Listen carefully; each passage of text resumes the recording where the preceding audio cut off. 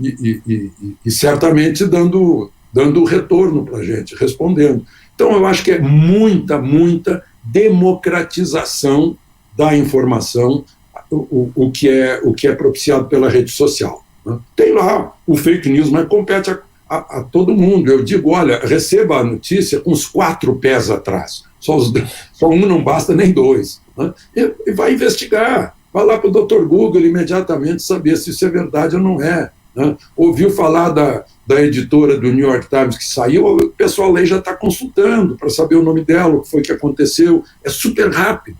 Né? Eu costumo dizer que no meu tempo de adolescente era muito pesado tirar um volume da Enciclopédia Britânica da prateleira. Né? Hoje a gente teca alguma coisa e já tem todas as informações. Eu estava revendo hoje o jogo do Brasil e Uruguai aqui na minha frente, fácil, não precisei abrir nenhum livro. Né? Então, eu vejo de braços abertos, e eu fui muito bem recebido também por esse mundo digital. Né? Tem coisas, está cheio de odiosos, né? Dos haters.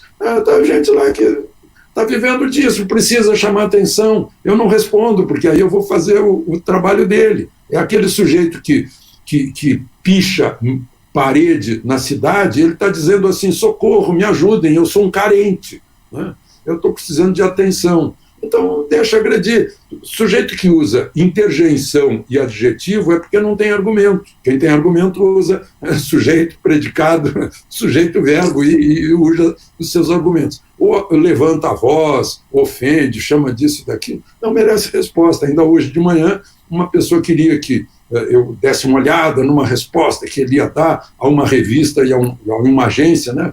Desse pessoal os médicos que estão pregando o mais amor à vida com o tratamento precoce da hidroxicloroquina. Eu respondi, não vale a pena responder, eles não têm mais participação na sociedade, vai chamar atenção para o nome deles. Então, simplesmente mostra a argumentação sem citá-los sequer, porque eles não têm importância. É aquela história a caravana passa, né? Os cães ladram, mas a caravana passa. Olha, e fake news, eu vou te contar um negócio, a gente encontra em mídia tradicional em grandes quantidades. Desde o disco voador na Barra da Tijuca, na revista Cruzeiro, que tinha 800 mil exemplares. Falso. Não, já vi absurdos de emissora chamar um repórter ao vivo na esplanada dos ministérios aí em Brasília para uma manifestação, para mostrar uma manifestação de apoio ao ex-ministro Sérgio Moro, alguns dias depois da saída dele do governo, e na verdade a manifestação não era em apoio ao ex-ministro Sérgio Moro, e sim ao presidente Bolsonaro. Outro dia vi outro absurdo, uma injustiça com a Ana Paula Henkel, né, que eu entrevistei como jogadora de vôlei, seleção brasileira, e hoje em dia é uma grande analista política, uma tarja, numa matéria, né, Ana Paula Henkel minimiza a morte de negros, quando ela jamais disse isso, não foi nada disso que ela falou. Agora, são os dois lados que fazem isso, né? Outro dia eu vi uma manifestação incrível na 9 de julho, lá em Buenos Aires, para derrubar o presidente. Não era a favor dele no tempo da campanha eleitoral. Assim como pegaram o voto do Alexandre de Moraes e puseram na rede social como se fosse ele lá atrás, citando, tem que matar ministro do Supremo e tal. Não, ele estava lendo as ameaças. Não era ele que tinha que matar. Né? Então, são dois lados, são radicais, é fanatismo. Né? O fanatismo entorpece a pessoa. Fica emoção demais e razão de menos. Ok, então quais são os poderes da mídia digital, então, para o bem e para o mal? Diga aí. Bom, algumas observações aí sobre, né, a fala sempre brilhante do Alexandre. Em primeiro lugar, um beijo enorme para Ana Paula Henkel, né, nossa campeã, né, que trouxe toda a disciplina e toda a resiliência, né, do esporte competitivo para o campo da análise política. Essa é uma mulher forte, né, pegando o gancho da minha primeira fala, exatamente, e que está usando aí com primor essas virtudes de caráter com as quais ela foi abençoada e as quais ela foi lapidando aí ao longo da vida dela. E é uma pessoa muito querida para todos nós, né? Sobre o nosso contato virtual, né, Alexandre? Você sempre muito generoso comigo, sinta-se então virtualmente muito abraçado. Já tive o prazer de dar um abraço pessoalmente no Lacombe. Não vejo a hora de nós superarmos aí esse momento difícil aí da pandemia. e nos conhecemos finalmente. E, nossa, eu tava ouvindo, né, Luiz, você falou sobre esse fenômeno, né, da gente separado nas ruas. Já deve ter acontecido com vocês, pessoas que chegam a chorar quando nos encontram. Isso é uma coisa emocionante, né? Isso, de certa forma, dá muito sentido a uma, vamos dizer assim, a um trabalho solitário praticamente nosso dentro desse campo de ação que é a imprensa nacional. E parece que a gente vive uma realidade paralela, né? Nós somos um fracasso de crítica e um sucesso de público, né? Muitas vezes a crítica dos pares, né, por assim dizer, da academia, dos meios de imprensa, e é muito legal ouvir de uma pessoa tão realizada como o Alexandre, que ainda hoje é preciso que ele se policie, né, para que a gente não se apaixone pelo som da nossa própria voz, né? E Narciso acha feio tudo que não é espelho. E nesse sentido, as redes sociais, por mais duras que elas sejam, né, em termos de linguagem, elas oferecem um freio e contrapeso à nossa própria vaidade. E a vaidade é um vício humano, né? Então, ninguém é imune a ela. Né? Aquela história, né?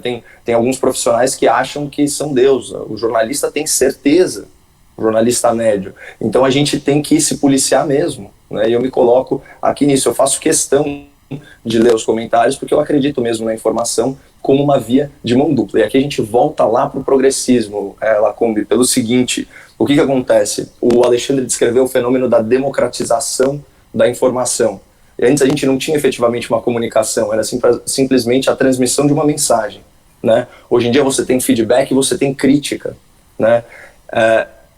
Se a gente fizer uma comparação, a gente pode falar que a gente vive, em termos de informação, uma situação quase de democracia direta, né? Isso, para o elitismo, para o progressismo, é a morte, porque você não consegue emplacar a narrativa e você tem que incorporar opiniões que você, no seu íntimo vaidoso, considera menores. Então você começa a ter que interagir com essas pessoas, e aí já começa a adjetivação grosseira. São robôs, são gado, né? Esse tipo de coisa. Porque você simplesmente não consegue conviver com o fato de que há muitas pessoas que pensam diferente de você. E tem gente que até aceita isso, mas não aceita legitimar essa opinião no debate público. E é engraçado que são justamente as pessoas que se autorrotulam como inclusivas, né? Pelo contrário, elas querem excluir o povo do debate e simplesmente colocar ele embaixo das asas de um Estado cada vez mais interventor, ou de um establishment que cada vez mais direciona o público no sentido que deseja, né, dentro daquele conceito de engenharia social. Então, também sobre a forma de análise de uma notícia, o que o Alexandre falou dos 4 pés atrás, nada mais é do que o ceticismo conservador, né? Então é o ceticismo aplicado a toda a ação humana, né? Obviamente, eu aqui já admitindo o vício da vaidade, eu não sou um ser humano perfeito, então toda informação, toda opinião, toda análise que eu propuser, ela deve ser sim submetida a uma crítica bem dura, né? A um questionamento e a dúvida hiperbólica cartesiana, que é justamente a fundação da filosofia moderna, né? Cogito ergo sum, eu penso, eu questiono, logo eu existo, né? Então, eu acho muito interessante o advento da rede social como um mecanismo de freio e contrapeso, né, para os vícios inerentes à atividade do jornalista, e do analista principalmente, né, Alexandre, porque realmente a gente está na posição de juiz, né, e principalmente o analista que marca a posição, ele acaba ficando sim na posição de juiz, e é muito importante que alguém vigie o vigilante. E eu me sinto assim até privilegiado de ter tantos juízes, né, de ter milhares, centenas de milhares de juízes fazendo a moderação do conteúdo que eu estou produzindo, e eu tenho humildade intelectual de usar isso para ir me aprimorando, não para falar o que as pessoas estão querendo escutar, mas sim para identificar críticas recorrentes que provavelmente têm um fundo de verdade. Bom, daqui a pouquinho a gente vai falar de quem vigia o vigilante quando entrar aqui na questão do STF. Né? Mas eu antes de entrar no STF, eu queria saber o seguinte, tem algo que me irrita muito, é quando alguém fala, por que essa polarização, reclamando da polarização. Não vejo problema algum na polarização. Nenhum. A gente não tinha polarização antes porque tínhamos ideias que não eram antagônicas, né? PSDB, PT, né? Então tudo mais à esquerda. A gente não tinha na direita, os liberais, os conservadores estavam sufocados e agora tem alguma voz, né? Então a polarização absolutamente não me incomoda, eu acho que é importante que haja. A questão toda é que a gente tem realmente, como o Alexandre já falou, ódio, agressividade, as pessoas se xingando, se distratando. Esse espaço aqui se pretende um espaço de debate de ideias, eu espero que seja sempre saudável, sempre elegante, né, com muita educação. Mas, Alexandre, dá para imaginar um debate político no Brasil se as pessoas partem sempre para a ignorância? Dá para imaginar? Pois é, a falta de argumentos. Aí é a ignorância que substitui a inteligência. Aliás, o Caio falou em vaidade, né? Vaidade é um erro de inteligência, porque se a pessoa inteligente é humilde, né? Sai ganhando. A humildade é a principal das virtudes. E a vaidade, como nós sabemos, é o pecado preferido do diabo, né?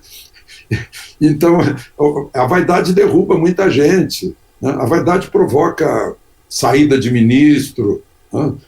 Provoca manifestação de juiz do Supremo, né? A vaidade é muito forte quando a pessoa fica deslumbrada com as luzes, né, com as lentes, e aí se perde. Mas aí, voltando aí ao debate, a falta de costume, né? Embora tenha havido debate o tempo todo no futebol, né, mas na política não houve. Nós tivemos um sistema de monoideia, né, monolítico em termos de ideia. Havia só uma ideia, só isso que era politicamente correto. Aliás, voltando ao politicamente correto, essa ditadura, a minha teoria, Caio, é que a culpa é do Kremlin que fechou, né, fechou para os bolcheviques. E aí tiveram que inventar outra coisa, né? O Freud pode explicar isso, ficaram sem matriz. E aí, matriz Havana, não dá. Matriz Caracas também não dá, né? Então vamos lá, vamos inventar coisas pela cor da pele, pelo sexo, por tudo isso, né? Trocamos até a língua portuguesa, né? Eu queria contar para vocês aí, porque eu acho que o episódio foi divertido. Eu estava mediando um debate no Centro Cultural Ulisses Guimarães, aqui de Brasília, com a então ministra das Mulheres de Dilma. E ela a toda hora falava em gênero isso, gênero aquilo, gênero aquilo. Eu fui professor de português, eu fiquei irritado com a história do gênero, né? E disse, ministra, desculpa, né? Essa cadeira em que a senhora está sentada é do gênero feminino. O sapato que eu estou calçando é do gênero masculino. Mas a senhora é do sexo feminino e eu sou do sexo masculino, e como dizem os franceses, vive la différence. O auditório todo aplaudiu, né? E ela ficou sem graça. Então, o auditório todo estava pensando como eu, mas ficava calado. Ela estava achando que, na elite intelectual em que ela se colocava, que ela estava lá dando lições para as pessoas, né? Mas eu costumo, quando chego num hotel e está escrito gênero, eu ponho humano. Sou gênero humano, mas sou do sexo masculino, pô. Então, desculpe, mas não vou mudar. A linguagem é demais, né? Você sabe. É a língua portuguesa. Ontem eu vi na nota do Gilmar Mendes, não sei o que, nós enquanto pessoas. O senhor vai deixar de ser pessoa? Nós enquanto pessoas. Esse enquanto aí é bem típico, né? A gente conhece o jargão, né? Então, criaram até uma língua, a nova língua lá do George Orwell, né? Então, aliás, a Revolução dos Bichos nunca esteve tão atual a isso. O pessoal da Pocilga tá ativo. Ô, Alexandre, depois eu te conto quem é, você conhece com certeza, é um jornalista que trabalhou com a gente na Rede Globo, perdeu o pai há pouco tempo e fez uma mensagem de homenagem ao pai dele, dizendo que foi meu pai que me ensinou a não ser racista, homofóbico, xenófobo. E eu pensei, meu Deus, meu pai sempre me disse que somos todos iguais e que tratasse todo mundo bem. Nunca dividiu a humanidade, nem homem, nem mulher, nem nordestino, sulista, estrangeiro. Nunca. Meu pai nunca nos dividiu. Eu trato todo mundo igual. E acho que eu não sou vaidoso, Alexandre, porque eu venho de uma escola de jornalismo que sempre considerou a estrela, o principal, a informação, a notícia. Né? Eu venho de uma escola que era a escola de apresentadores, repórteres muito discretos. Né? Então, obviamente que há uma vaidade que é necessária, mínima, né? Mas não me vejo como uma pessoa também vaidosa. Naquela geração lá atrás, a gente se chamava de operário da notícia. Nós éramos operários da notícia. Aí tinha os grandes da época, que era o sujeito que fazia o editorial. O editorial vinha de uma reunião entre os editores da redação. Né? O Carlos Castelo Branco, meu Deus do céu, a gente passava, a gente se curvava diante dele. Né? E eram figuras que tinham todo o respeito, porque estavam sempre dentro de um código de ética e de equilíbrio. O tratamento era dentro da racionalidade e não da emocionalidade como existe hoje. Vou passar a palavra para o Caio agora, já deixando o assunto espinhoso aí no caminho, já que ele falou do quem vigia o vigilante, né, vamos falar um pouquinho de STF. Eu gosto sempre de falar isso, tenho muito orgulho. Lacombe, posso só, antes da gente por favor, claro, aí, que eu acho que talvez seja a nossa menina dos olhos, né? Vamos pintar e bordar, né, contra a concentração de poder na nossa jovem democracia, como eles gostam de dizer. Porque esse tema é muito interessante, né, do discurso hegemônico. Vamos retomar que em 2009, né, o então ex-presidente, o presidente, né, Luiz Inácio Lula da Silva, ele comemorava o fato de não haver candidaturas da direita. Fala, não é maravilhoso isso? Né, então isso daí está registrado. E o que o discurso hegemônico faz, né, e principalmente esse teatro das tesouras que você bem descreveu aí entre PT e PSDB, que eram partidos, de certa forma, com a mesma matriz ideológica, né, fundada no socialismo, no intervencionismo estatal, no assistencialismo e por aí vai, só que um de viés sindicalista, outro de viés acadêmico. O que a gente percebe é o seguinte, é o fenômeno que se chama de janela de Overton, que são as ideias admissíveis no debate público. Então, qual que é a estratégia agora do progressismo no Brasil? Ele pega conservadores, que por definição são pessoas que querem mudanças graduais, são pessoas avessas a radicalismo. Então ele pega os conservadores e tenta colocar neles a pecha de extremistas, né? Como se todo conservador, por exemplo, apoiasse medidas extremas de supressão de liberdades e direitos fundamentais, né, para reformar a sociedade. Isso é uma visão revolucionária. Isso não tem nada a ver com conservadorismo, talvez com reacionarismo, né, que é o revolucionário com a polaridade invertida. Agora, o conservador, ele não é um extremista. Ele não quer ruptura. Ele não quer uma ruptura. Ele quer...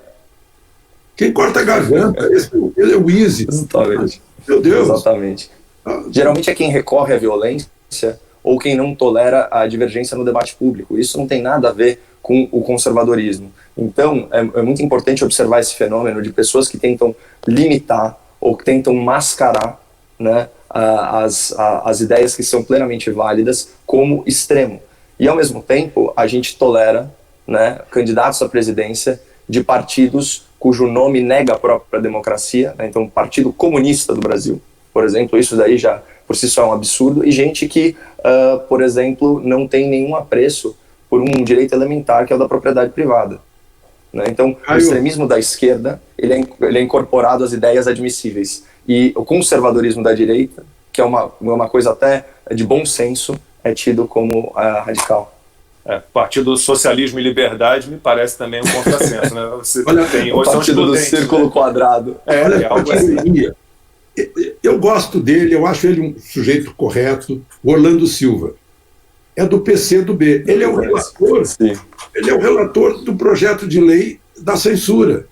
Não se conhece nenhum país do mundo em que o governo comunista não tenha feito censura, não tenha suprimido a liberdade de crença, de opinião, de expressão, né? Não ele, eu não estou falando no relator em si, Sim. mas é o que ele representa, é a sigla. Agora, o que me preocupa também, Caio e Lacombe, é que estão aproveitando dessa pandemia para fazer germinar as ideias totalitárias que já estavam latentes na cabeça, né? É o sujeito prendendo a mulher que está sozinha na praça, né? As crianças que estão na praia, o comerciante que está dentro da loja, né? São as medidas do Supremo, né? Então, se aproveitando aquela velha história, não, é para proteger sua vida, que nós estamos tirando a sua liberdade. Né? É impressionante, né, o que apareceu de ditador enrustido, né, Alexandre? É verdade. E agora? E você sabe que você estava falando da Revolução dos Bichos, e aí tem o bordão, né, da Revolução dos Bichos, que é maravilhoso, né, que é 4 patas bom, 2 patas ruim, né, só que ao longo, né, do enredo, os porcos, né, que andavam em 4 patas, se tornam bípedes.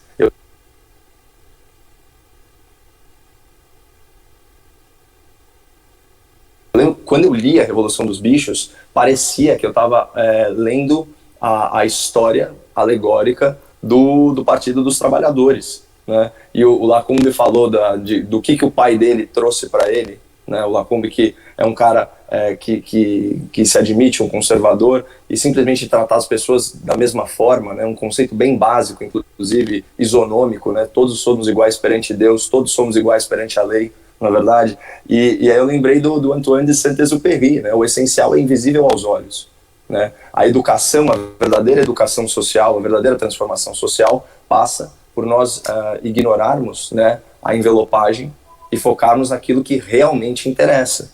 Não faz diferença se eu fosse uma mulher, se eu fosse homossexual, se eu fosse negro, se eu fosse asiático, isso é absolutamente irrelevante para o que eu estou falando.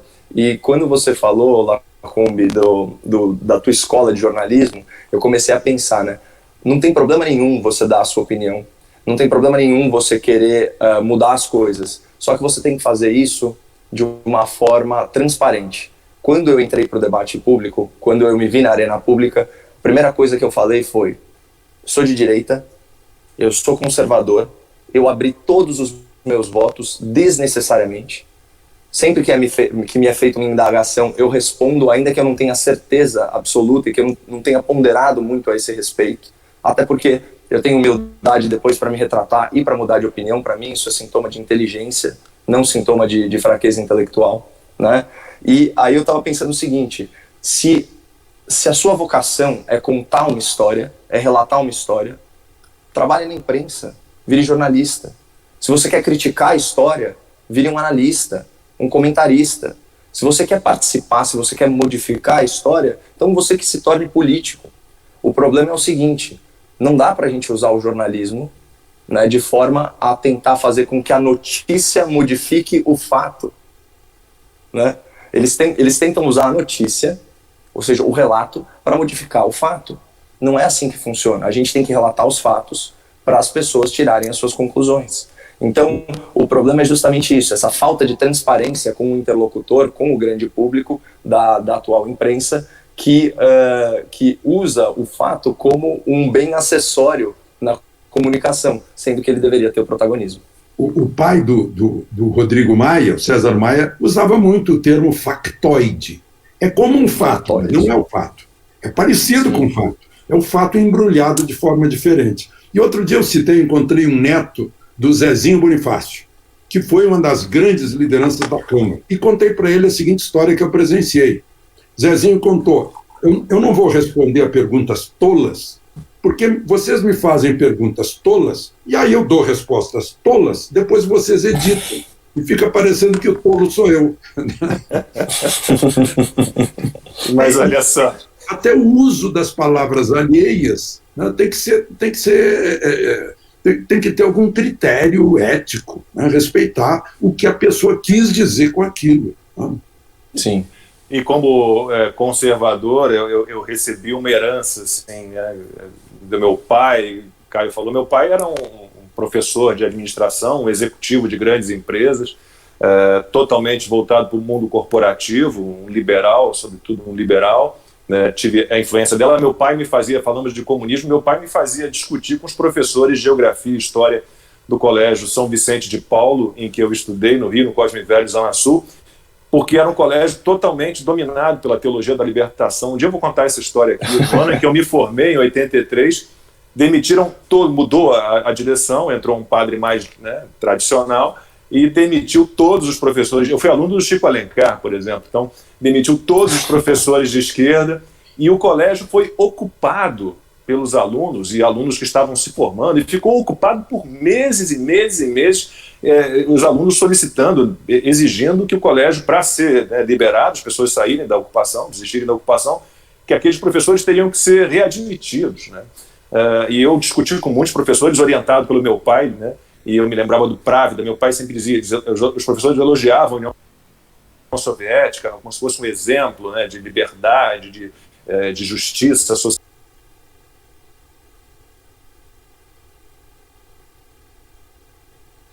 e ele fica, não, fala lá do Právida, que quer dizer a verdade, e só tem esse jornal lá. E, por outro lado, eu tive influência do meu avô materno, né, Américo Jacobina Lacombe, um imortal da Academia Brasileira de Letras, um intelectual católico, conservador. Talvez tenha me influenciado mais ainda do que meu pai. E já contei essa história, o Alexandre já ouviu essa história. Esse meu avô, ele foi presidente da Fundação Caso de Rui Barbosa, da criação da Fundação em 54 até a morte dele. Foi ele que organizou a obra completa, publicou a obra completa de Rui Barbosa. Eu cresci ouvindo histórias de Rui Barbosa, que aliás era um primo distante do meu avô. E o Rui Barbosa falava que a pior ditadura é a do judiciário, porque contra ela não há a quem recorrer. Né? E a gente tem visto o Supremo assassinar, né, a Constituição diariamente. Né? E aí eu não sei quem vai querer falar primeiro, Alexandre ou Caio. Como é que a gente faz? Vamos lá, Caio, quem vigia o vigilante nesse caso? Pois é, né? O Rui Barbosa já nos antecipou aí desse problema, né, dos freios e contrapesos democráticos. E o fato é que, assim, eu também nem culpo o legislador constituinte, viu, Alexandre? Porque a atual Constituição do colegiado do STF, assim, precisaria de muita criatividade para imaginar que chegaria a esse ponto. Mas o ponto, assim, quem vigia o vigilante, nesse caso, é o Senado Federal. Existe apenas um mecanismo de controle, né, que é o mecanismo de impedimento, que é o mecanismo de impeachment do ministro. O problema é que eles estão abraçados num forte aperto de impunidade. Por quê? Porque o Senado Federal é justamente julgado pelo STF. E né? Vice-versa. Então, e vice-versa. Então, acaba sendo uma troca, vamos dizer assim, de favores. E a gente tem... exatamente. E você tem evidências claras, né, de abuso de autoridade, de crime de responsabilidade.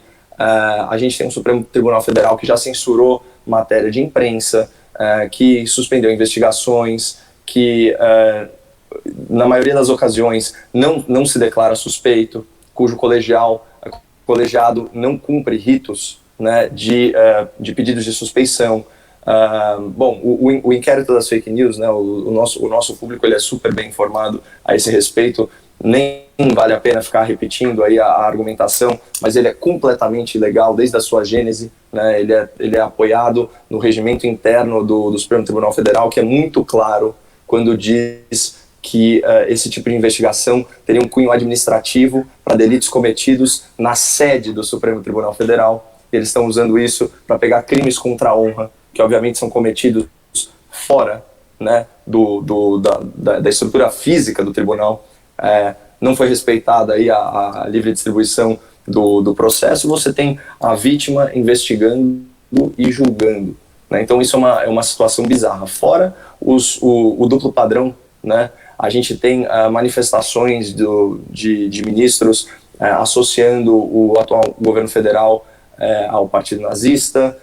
Você tem considerações muito desairosas, né, dos ministros em relação a membros do Ministério Público, fazendo uma equivalência entre eles e uma organização criminosa. Você tem, agora recentemente, né, a associação entre as Forças Armadas e atos genocidas. Então, você tem uma série de eventos que mostram a atmosfera de impunidade, né, e como tem poder demais concentrado na mão de poucos. Né? Isso, para um conservador, é a morte, né? Porque a gente quer justamente combater as tentações humanas por meio de sistemas cujos freios e contrapesos sejam efetivos. Então, eu sempre falo, a democracia ela caminha a passos lentos, mas já passou da hora de mudar a estrutura do Supremo Tribunal Federal. Primeiro, tornar os critérios um pouco mais rígidos, né? Principalmente no caso de notável saber jurídico, né? Então, essa é a primeira coisa. Depois, melhorar a questão da suspeição para julgamento de processos. Né? Você tem aí os ministros julgando casos de amigos, né? Muitas vezes de parentes distantes ou parentes por afinidade, vamos dizer assim. Isso, e também a questão de mandato. Né? Tá tão claro que o modelo de vitaliciedade, vamos dizer assim, ainda que tenha havido a PEC da Bengala e que haja uma aposentadoria compulsória, tá tão claro que isso não funciona, né? Que isso é um convite ao aparelhamento do judiciário e que basta 8 anos de um regime político, ou no nosso caso, né, que foram 13, 14 anos, de um projeto criminoso, né, no poder, para você aparelhar todo o sistema judicial e começar a fazer transformações de natureza progressista, né, pela via da jurisprudência. O STF ele legisla, né, o STF inventou que não pode haver prisão após julgamento de segunda instância. O Brasil é o único país do mundo em que isso existe. O STF inventou uma norma processual sobre a ordem das alegações finais e fez isso retroagir no tempo para beneficiar corruptos condenados. Percebam que nenhum preso da Lava Jato é solto porque é inocente. É sempre por uma norma processual. Então, eles estão colocando a justiça a serviço do processo e não o processo a serviço da justiça. E, na verdade, eles estão colocando a injustiça a serviço do processo. Que é isso que eles querem. Esse é o progressismo, é o elitismo no âmbito da alta cúpula do judiciário. Né? E é uma pena mesmo, porque eles estão lá protegidos por um cargo praticamente vitalício e sem nenhum controle, não tem nenhum controle externo, a não ser a pressão popular. Né? E aí, de certa forma, eles ficam lá naquele bunker deles e são pessoas que vão se tornando cada vez mais amarguradas, porque existe sim um ônus social, pelo menos isso. Né? E parece que a coisa vai escalando, porque quando a gente acha que eles vão maneirar, eles vão lá e tomam mais uma decisão de natureza ilegal, muita ingerência em outros poderes, e eu acho que o principal foco de tensão hoje no Brasil vem dessa composição colegiada do Supremo Tribunal Federal. A gente tem a CPMI das fake news, a gente tem o inquérito das fake news no STF, como disse o Caio, concordo totalmente, inconstitucional, ilegal. A gente tem a PL das fake news. A gente teve a prisão do Oswaldo Eustáquio, né, um jornalista formado, mas podia até não ser, mas um jornalista, trabalhou na afiliada da Rede Globo no Paraná, repórter da Gazeta do Povo, premiado, sem base nenhuma, foi preso. Né? E a gente não viu, o Alexandre falou disso esses dias, a gente não viu nenhuma entidade de jornalistas, de jornalismo se pronunciar, protestar. A ABI está preocupada, Alexandre, em impedir o impeachment de um presidente da República. O que está acontecendo? A ABI andou vendo alguma pesquisa sobre perdigoto que percorre 10 metros. Então, esse é o crime. Meu Deus, é um ridículo. Cai no ridículo, cai na risada, é isso. Ridendo castiga timores, Alexandre. Que coisa incrível. Ou acham que o povo não tem inteligência. Né? Veja só o Supremo. Artigo 5º da Constituição, né? Liberdade de manifestação, liberdade de opinião, privacidade, violação da intimidade, da comunicação. Artigo 6º, acesso ao trabalho. O jornalista foi privado de acesso ao seu instrumento de trabalho. Artigo 220 da Constituição diz que não haverá censura prévia. Olha aqui, Eu recolhi do Carlos Alberto de Franco no Estadão do dia 13. Diz assim, onde for possível a censura prévia se esgueirar, se manifestar, mesmo que procedente do Poder Judiciário, não há plenitude de liberdade de imprensa. Quem disse isso? O ex-ministro do Supremo, Aires Brito. Aí eu fico pensando, ex-ministros, o que diriam desse Supremo de hoje? Eu fico me perguntando, afinal, o presidente Michel Temer é um jurista, né? E foi ele que indicou o Alexandre de Moraes. Eu fico doido para perguntar para Michel Temer o que ele acha, né, da sua indicação, do desempenho, porque a coisa é tão óbvia, né? O Supremo está demonstrando que um regimento interno é mais forte que a Constituição. E o Supremo é que é o intérprete da Constituição. É coisa de Kafka, é um absurdo.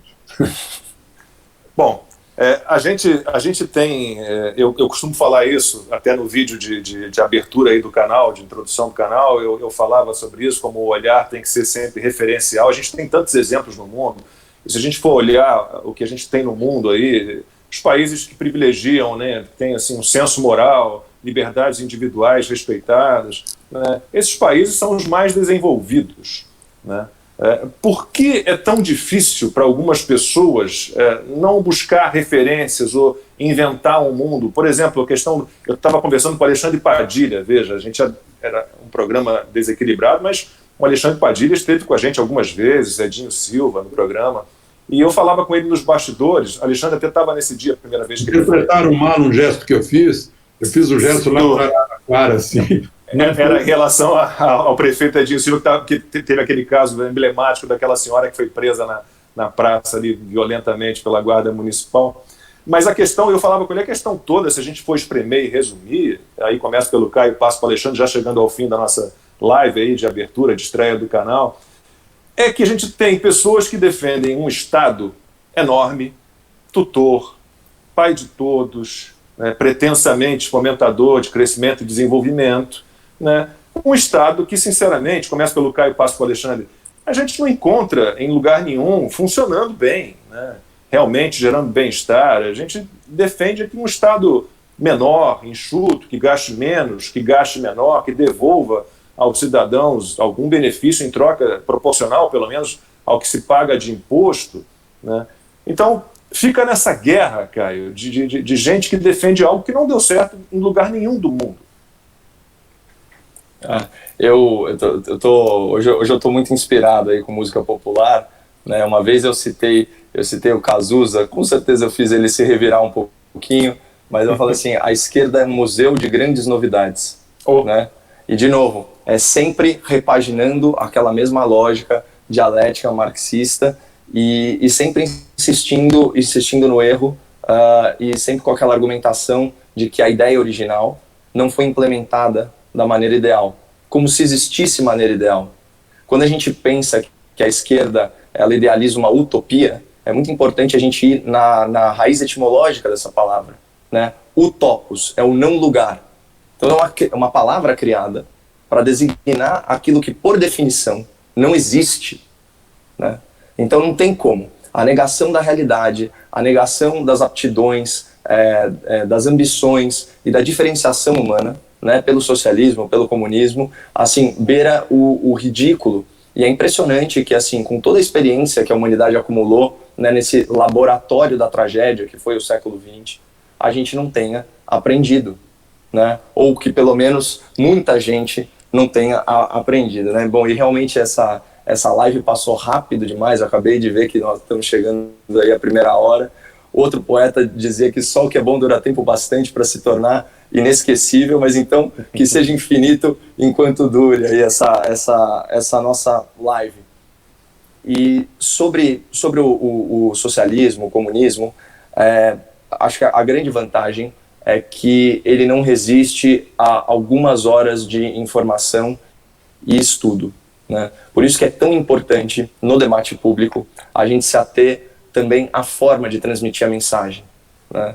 Eu acho que onde eu tento sempre melhorar como pessoa, como profissional da comunicação, é é sempre transmitir serenidade, paciência, né, esse tipo de coisa, porque a razão, ela realmente está do nosso lado, a realidade, ela está do nosso lado. A gente não defende uma utopia, a gente defende uma transformação gradual, né, por meio da evolução e não por meio da revolução, por meio da ruptura. Estava falando sobre o sistema tributário aqui no Brasil, né, por coincidência, né, a ensejo da criação de uma nova CPMF, esse foi tema recente do debate que eu participo lá na CNN. E eu estava vendo que o brasileiro, ele trabalha em média 151 dias por ano só para pagar o Estado, né? E nós estamos no ranking, né, de dias trabalhados em regime de servidão ao Estado, nós estamos em 9º lugar. E na nossa frente, só aqueles países já muito maduros, então como Dinamarca, enfim, Suécia, esse tipo de nação que experimentou um superávit vindo, né, da Revolução Industrial, da Revolução Tecnológica, do liberalismo econômico, e agora pode se dar o luxo de igualar as oportunidades, né, numa sociedade que é muito mais homogênea, e fazer uma redistribuição, vamos dizer assim, da riqueza, de forma até equânime, vamos dizer assim. Só que certamente não é o caso aqui no Brasil, porque a gente tem uma tributação de primeiro mundo, numa realidade de terceiro mundo, e ainda pior, num sistema regressivo, né, que acaba tributando muito o consumo, que acaba tributando muito a produção, né, esse tipo de coisa. Então, o que a gente vê é que o Brasil, ele cobra impostos do cidadão como se fosse a Suécia, né, oferecendo serviços públicos de qualidade muito sofrível, e que o Estado intervencionista brasileiro, ele acaba se tornando um fim em si mesmo. Se a gente parar para pensar, né, tirando as despesas financeiras, você vai ter cerca de metade aí destinado à Previdência e mais uns 20% só destinado à folha de pagamento. A gente sabe muito bem que no orçamento federal a gente tinha, sei lá, até no começo do ano, 5, 6% só de verbas discricionárias. Ou seja, sem endereço certo, o resto é tudo carimbado. E acaba ficando tudo, a mordida maior, né, acaba ficando na etapa intermediária. A gente manda para um cofre geral e isso é distribuído entre uma classe que em geral é privilegiada, né, que é o funcionalismo público, tem estabilidade no emprego, ganha em média 70% a mais do que o setor privado, né, e goza aí de uma série de outros privilégios, inclusive de não perder a renda durante a pandemia, né. Então essa é a nossa situação. A gente está contribuindo para um sistema muito ineficiente. E a transformação, muita gente fala no Estado mínimo, a gente tem que pensar num Estado que cuide do que é essencial, né? Então, segurança, universalização da educação é muito importante. Eu gosto da ideia, sim, de universalização da saúde, mas, acima de tudo, reduzir o intervencionismo estatal e permitir que as pessoas trabalhem com liberdade, que elas vivam com liberdade, no sentido mais amplo, na acepção mais ampla da palavra, né?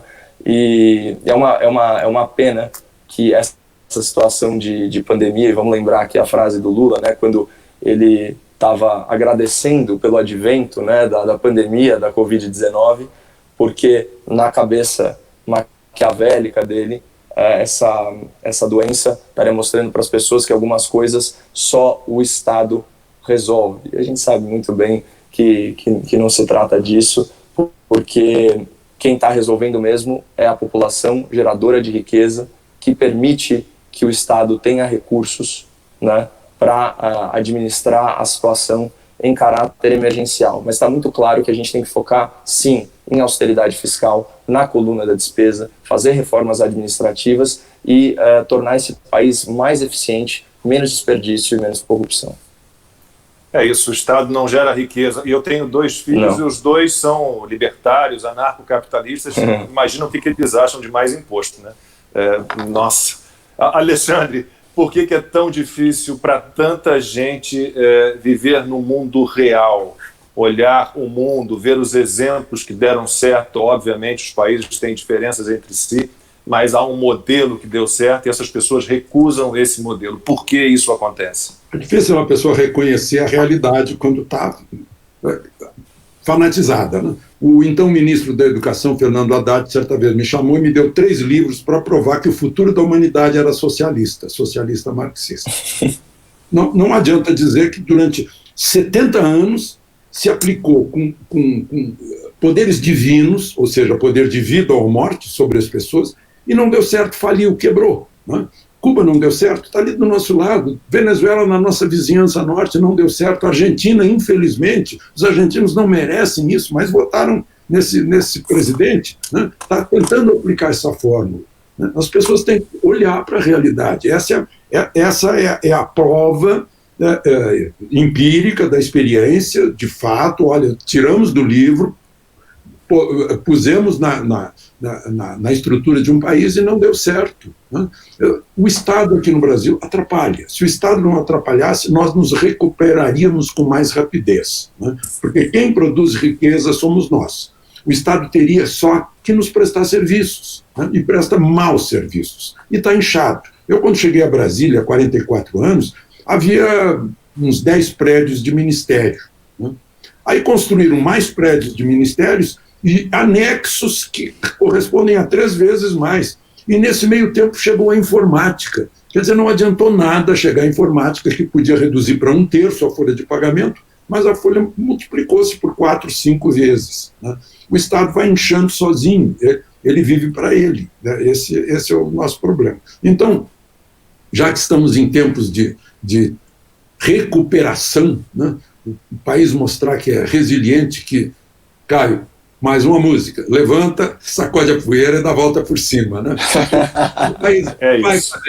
Vai fazer isso e o Estado que não atrapalhe. Vamos trabalhar todos nós. A oposição tem que entender que o país está em primeiro lugar, o brasileiro precisa deixar de ser egoísta, oportunista, né? Pensar no coletivo, pensar em todos. Há um projeto em curso, a gente está no caminho certo, entre alguns erros, mas muitos acertos. Vai dar tudo certo, com certeza, eu tenho fé nisso, vamos trabalhar. Caio, muitíssimo obrigado pela sua participação, queria de repente repetir essa experiência a qualquer hora com você e com o Alexandre, foi ótimo conversar com você, muito obrigado, sucesso, força, continue aí com a sua coragem, você é demais. Alexandre, você é ídolo, muito obrigado mais uma vez de coração, tá? A vocês dois. E pessoal, então essa foi a live aí de estreia do canal no YouTube. Né, se inscreva, tem que falar isso tudo, né? Se inscreva, acione as notificações, deixe comentários, a gente vai construindo o canal, todos nós juntos, tá? Muito obrigado, Alexandre, Caio, a todo mundo que acompanhou, tudo de bom, vamos em frente, valeu. Uma excelente tarde a todos e, em nome de milhões de brasileiros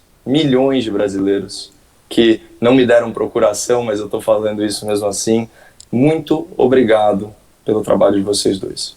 Nós que agradecemos o seu. Obrigado, Alexandre. Obrigado a vocês dois pelo trabalho de vocês dois e aos que nos acompanham. A gente tem encontro depois das 9 da noite. Eu acompanharei, com certeza. Tudo de bom para todos. Tchau. Tchau.